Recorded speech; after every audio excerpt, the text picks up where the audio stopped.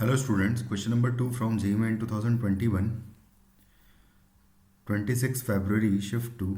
The question is, let A is a set जिसमें 1 से लेकर 10 तक एलिमेंट्स हैं and f is from A to A be defined as f of k is equal to k plus 1 for k is odd and k is even के लिए function का value k मिलेगा आपको। तो बेसिकली आउटपुट जो मिल रहा है आपको वो हमेशा एक इवन नंबर मिल रहा है। Then the number of possible functions g is from a to a such that g of fx is equal to f हो, उसके लिए बताना है हमें। तो बेसिकली हमको जो फंक्शंस लेना है, आप देखो यहाँ पर बेसिकली g ऑफ fx जो है वो इक्वल टू हमें चाहिए f ऑफ x के, इसका मतलब ही यही है। तो अगर यहाँ पर दो पॉसिबिलिटीज़ होगी कि अगर fx इफ है ना, इफ x इज इवन तो उस केस में g ऑफ fx का वैल्यू आ जाएगा सिंपली x, क्योंकि f ऑफ k का वैल्यू k होता है अगर k इवन होता है। तो यहाँ पर आ जाएगा x एंड इक्वल टू में आ जाएगा x, तो gx is equal to x हो जाएगा हमारा फंक्शन। यानी आइडेंटिटी फंक्शन होगा बेसिकली एक प्रकार से देखा जाए तो।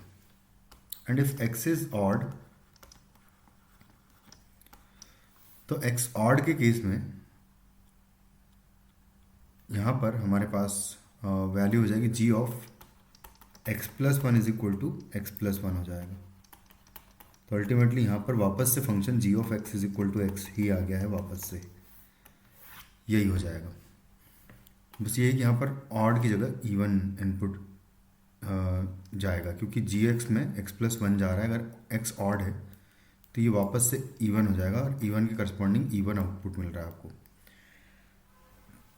तो दोनों को साथ में देखते हुए अगर देखें तो सिर्फ gx is equal to even जो है, gx is equal to x एक ही फंक्शन है हमारे पास basically, gx is equal to x for x is even, क्योंकि यहाँ पे भी अल्टीमेटली इनपुट तो हम इवन ही दे रहे हैं। कुछ इस तरीके से है, क्योंकि हर एक इनपुट पर और सारे इनपुट्स पर हमें इवन ही मिल रहा है सब कुछ। तो दोनों केस में बस ये हो रहा है कि यहाँ से हमें 5 एलिमेंट्स को ही मैप करना है और 5 एलिमेंट्स को हम लोग को मैप करना है सामने 10 एलिमेंट्स से। तो gx can take any value in set A, gx की वैल्यू कुछ भी हो सकती है।